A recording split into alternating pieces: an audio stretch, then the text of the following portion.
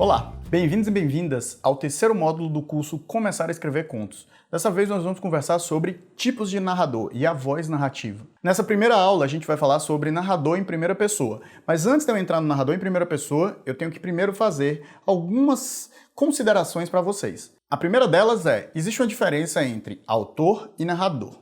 O autor é você que está escrevendo aquela história, que está construindo aquele texto. O narrador é a voz que você escolheu usar para contar aquela história. E é importante fazer essa distinção porque algumas vezes a voz do autor e do narrador se confundem, especialmente se você escolher contar autoficção, ou seja, você contar narrativas que você está bebendo da sua memória, da sua história, para construir aquela história. É de suma importância que você consiga fazer uma distinção entre essas duas coisas, por quê? Porque escolher a voz apropriada para o narrador, para a história que você quer contar, é de suma importância. Eu conheço história de vários autores que chegaram na página 100 de um romance e percebem que aquela voz não é a voz adequada para a história que eles estão querendo contar. Daí você vai ter que voltar para o início do texto e reescrever tudo com essa nova voz. Aqui nesse vídeo a gente vai explorar as principais características de cada uma dessas vozes narrativas e tentar refletir qual é o melhor lugar para você usar cada uma delas. A primeira voz narrativa que eu vou conversar com vocês é o narrador em primeira pessoa protagonista. Esse tipo de narrador acontece quando o personagem principal da história é também o narrador da história. E por que você escolheria um narrador em primeira pessoa para contar a sua história? Quando você narra em primeira pessoa, você tem acesso direto à mente do personagem, de uma maneira mais profunda e mais subjetiva. Ou seja, você vai ver todas as reflexões, os sentimentos, as sensações daquele personagem. Você vai ver as memórias, os fluxos de pensamento e de consciência dele. Quando você quer contar narrativas que envolvam amadurecimento, desenvolvimento de personagem, jornadas que precisem mergulhar na psique do personagem, na psicologia do personagem, a voz em primeira pessoa ela se torna uma ferramenta que facilita muito esse processo. Justamente porque as impressões, todas as impressões que o narrador vai falar durante a narrativa, elas partem desse personagem principal, elas partem desse protagonista. Então a gente tem uma facilidade em se conectar com aquele personagem, desenvolver empatia por ele. Por mais que ele tenha uma personalidade extremamente distinta da nossa como leitor. Assim a gente vai fazer um mergulho dentro da mente do personagem. E pelo fato da gente estar vendo o mundo com a perspectiva dele, é muito mais fácil de você estabelecer empatia. Mesmo que o personagem tenha um caráter ruim ou seja mau, justamente pela forma com qual a história é contada, pelo fato da gente estar dentro da mente desse personagem, enxergar o mundo como ele enxerga, é muito mais fácil você se conectar e empatizar com esse tipo de personagem. A palavra aqui é subjetividade. Esse é o ponto principal que você vai poder desenvolver se escolher essa voz. Na verdade, talvez seja o ponto principal que você precise desenvolver. Essa voz, a voz em primeira pessoa, ela pede que você mergulhe dentro da subjetividade daquele personagem.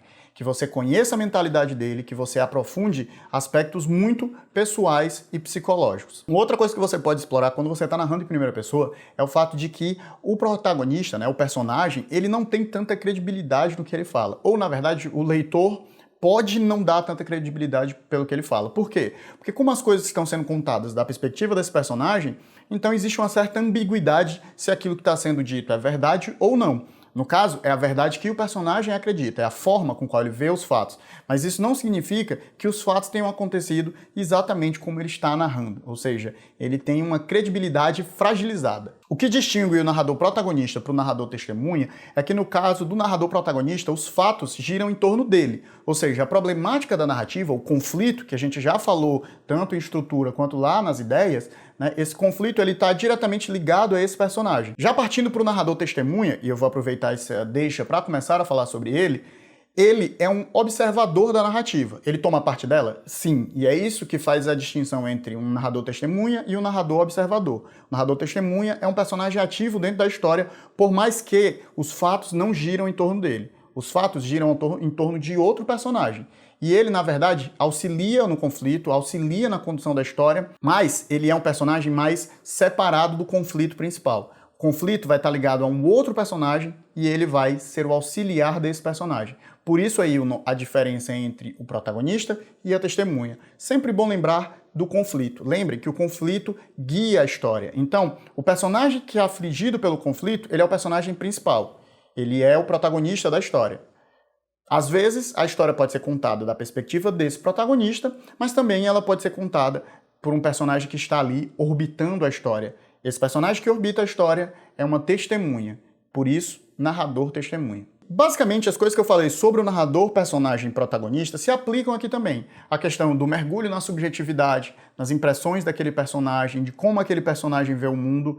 Aqui a ideia é a mesma, né? É a subjetividade como peça central da narrativa que está sendo contada.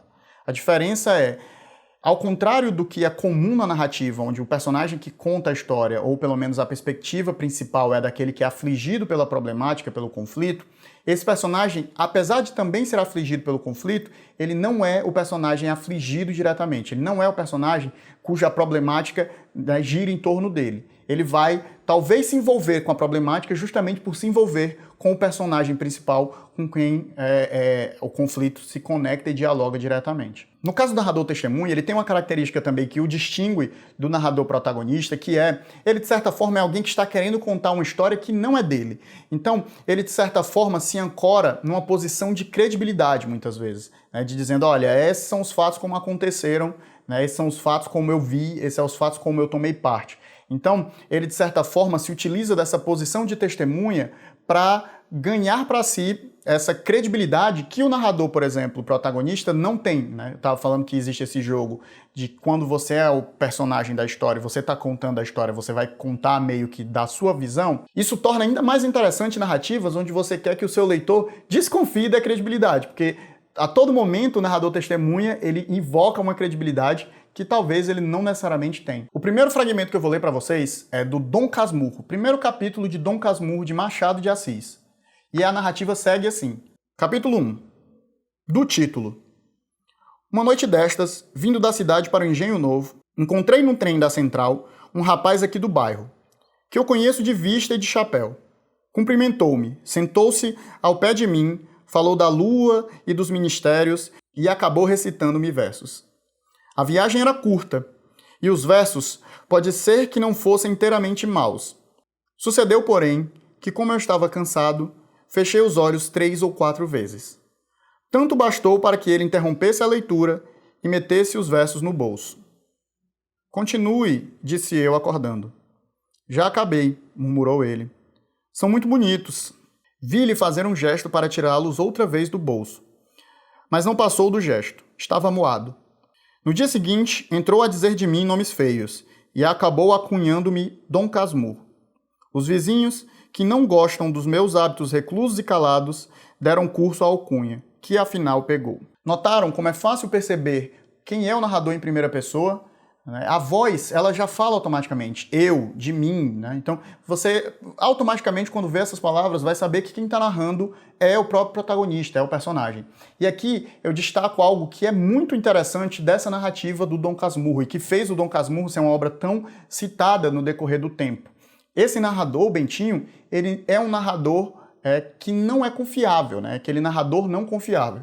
E a gente percebe isso nas primeiras linhas. Observe que ele conta a história como se ele tivesse meio que se desculpando. Ele fala que estava no trem, que o cara chegou e começou a puxar a conversa com ele. Você vê que existe um certo desdém em relação ao sujeito, ao mesmo tempo que ele quer ser polido, que ele quer ser educado. Ele dorme quando o cara tá lendo os versos para ele, mas porque ele estava muito cansado, e aí o cara coube de chamar ele de Dom Casmurro, de apelidá-lo. Como ele fala que a vizinhança considera ele calado e recluso e por isso não gosta dele. Vocês reparam que existem as inseguranças do personagem, os medos dele, isso tudo está posto já no próprio processo da narrativa. Não existe necessariamente que o narrador parando para poder mergulhar nisso. Isso é a feitura da narrativa. Por quê? Porque o objeto dela é justamente a subjetividade desse personagem.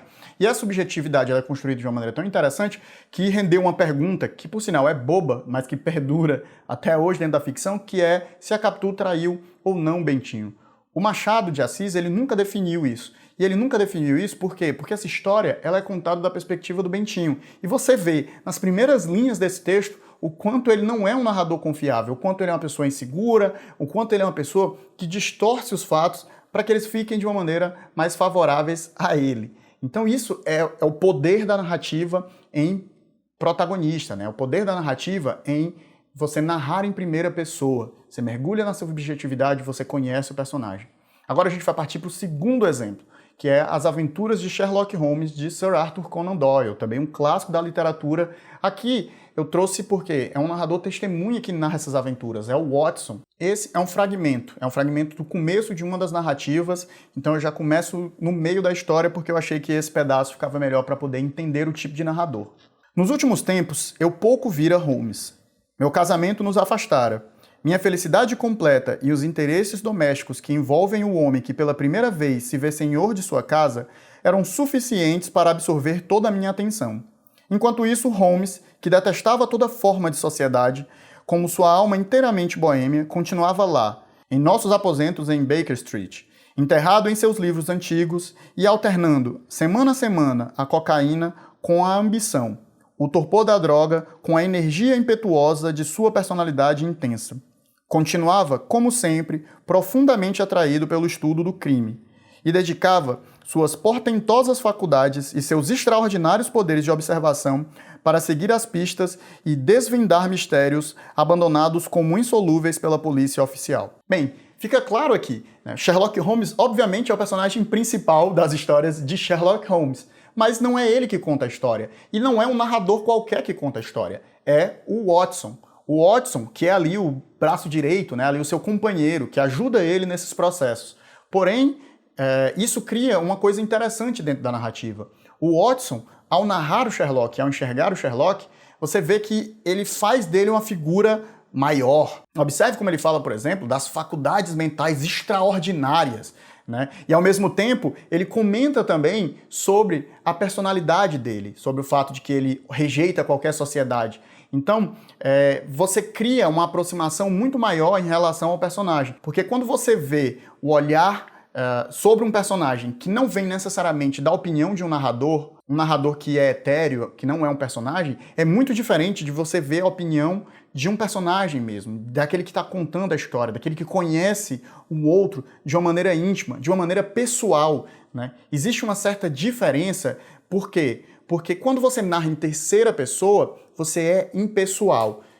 E não necessariamente você não possa mergulhar na psique e na psicologia de personagens narrando em terceira pessoa. Sim, você pode fazer isso, mas essa impessoalidade, ela cria uma barreira que, tanto no narrador protagonista quanto no narrador testemunha, não existe, né? E essa barreira desaparecendo, se torna mais fácil tanto do leitor se conectar com o personagem, quanto de você poder mergulhar na subjetividade do personagem de uma maneira mais profunda. Mas a verdade é que a figura do Holmes não necessariamente ela corresponde à verdade. Ele talvez não fosse essa pessoa tão extremamente extraordinária, né, como adjetiva o Watson. Mas aqui observe que tem uma distinção em relação ao Bentinho. O Watson ele não está tentando modificar a narrativa para melhorar o lado dele.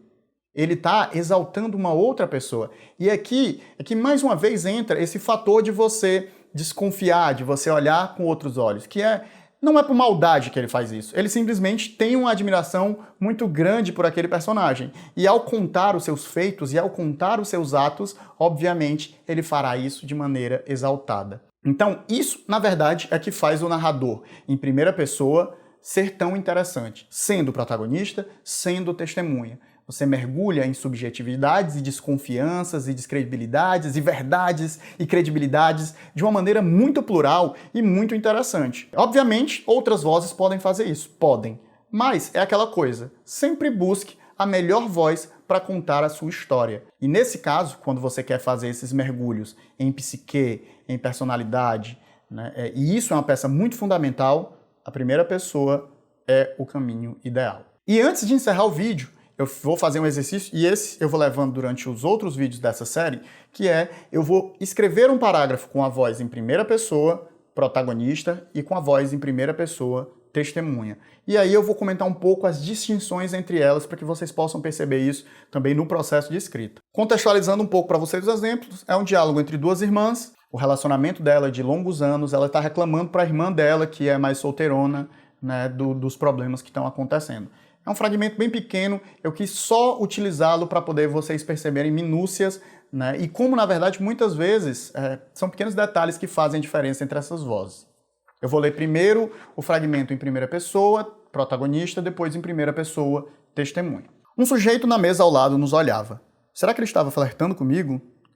Não sei o que faço da minha vida, eu disse, acendendo um cigarro. Era só pelo vício, não me acalmava mais. Você sabe sim, sempre soube e escolheu esse caminho. Mas pode se lamentar, é para isso que servem os meus ouvidos. Família é para essas coisas. Minha irmã, minha melhor amiga, minha confidente. Mas era um saco, ela lia através de mim como se eu fosse translúcida. Às vezes eu só queria bater um papo com uma pessoa aleatória, que se compadecesse do meu lamento e apoiasse a minha baboseira. Para você é fácil falar, você leva essa vida louca. Epa, epa, epa, eu não vim aqui para ter minha vida julgada por uma falsa puritana vivendo um casamento aberto. Ela me olhou sério e eu sustentei o olhar, até que seus lábios cerrados começaram a fazer uma suave curva para cima, até que não conseguiu resistir e explodimos em risadas. Olhei para a mesa ao lado e notei que o observador estava estarrecido. Provavelmente estava ouvindo a conversa e não entendia como uma sucessão de hostilidades se transformou em risadas. Mais uma vez, fácil de identificar que é um narrador protagonista em primeira pessoa, né? Assim que começa, uma das primeiras falas delas vai ser justamente, será que ele estava flertando comigo? Ou seja, a voz dela em primeira pessoa contando aquela história. Além disso, a gente tem um mergulho na personalidade dela, né? Na frase, por exemplo, onde ela acende o cigarro, que não era só pelo vício, não me acalmava mais. Ou seja, você vê que você está mergulhando ali na personalidade e na psicologia do personagem. Então ela se lamentando porque queria conversar com outra pessoa. Os detalhes que a narrativa escolhe são detalhes ligados à mente e à personalidade da personagem, né? É ela percebendo aquela situação acontecendo da perspectiva dela. Eu vou ler o segundo exemplo, porque a partir do segundo exemplo e das comparações a gente vai poder perceber melhor a distinção entre essas vozes. Agora a primeira pessoa testemunha. Mais uma mesa de bar pé sujo. Para quem ela está olhando? Busco e percebo um sujeito com os olhos colados nela. Não sei o que faço da minha vida, ela disse, e acende um cigarro. A crise no casamento a transformou numa pequena chaminé. Você sabe sim, sempre soube e escolheu esse caminho, mas pode se lamentar. É para isso que servem os meus ouvidos. Família é para essas coisas. A verdade é que eu tenho pouco saco para esse assunto. Depois que ela casou, tive que lidar com os comentários de como deveria seguir o exemplo de minha irmã e arrumar um bom rapaz da igreja. Agora eu tenho que ficar aqui ouvindo que a perfeição dela não é tão perfeita. Para você é fácil falar, você leva essa vida louca. Epa, epa, epa, não vim aqui para ter minha vida julgada por uma falsa puritana vivendo um casamento aberto. Tento de verdade ficar com raiva. Vou pelo menos fingir que estou com raiva. Eu não consigo. Olha para essa cara de boba que ela faz para mim. Eu não vou rir, eu não vou rir. A quem eu estou querendo enganar? Explodimos em uma gargalhada. As nossas são sempre as melhores risadas. De novo, ela olhando para aquele cara. Será que está flertando com ele? Bem, nesses dois exemplos, eu escrevi basicamente a mesma cena, só que das perspectivas diferentes. Aqui a gente tem a personagem principal, e eu narro a primeira cena dela, né, como personagem protagonista, e depois eu narro da irmã dela como testemunha. E aqui é interessante porque, enquanto no primeiro exemplo a narrativa é sobre ela, os pensamentos dela, o casamento dela, a relação dela, ela olhando para o cara, os pensamentos da irmã são meio que espelhados desse pensamento. E por que eu fiz isso?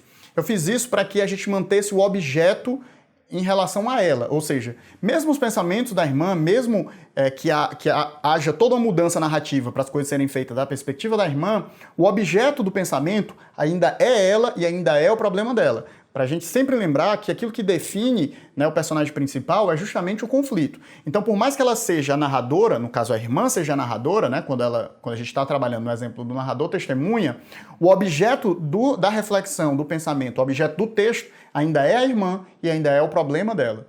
Então a gente consegue ver claramente, né, a distinção entre as duas. E aqui é mais fácil. Quando a gente está trabalhando com narrador protagonista e narrador testemunha, é muito fácil de você perceber a distinção. Por quê? Porque o objeto, por mais que permaneça o mesmo, a perspectiva muda muito drasticamente. Porque a perspectiva narrada vai incluir a personalidade do novo personagem, né, todos esses detalhes. Você vê que os textos são parecidos, mas a personalidade, os pequenos detalhes de cada um dos textos são muito distintos. Isso fica um pouco mais difícil, e vocês vão ver na próxima aula, quando é um narrador em terceira pessoa onisciente. Porque aí a voz é muito mais próxima e a gente tem que trabalhar muito mais minúcias para poder fazer a distinção entre cada um desses tipos. Mas não vamos apressar, que isso é a próxima aula.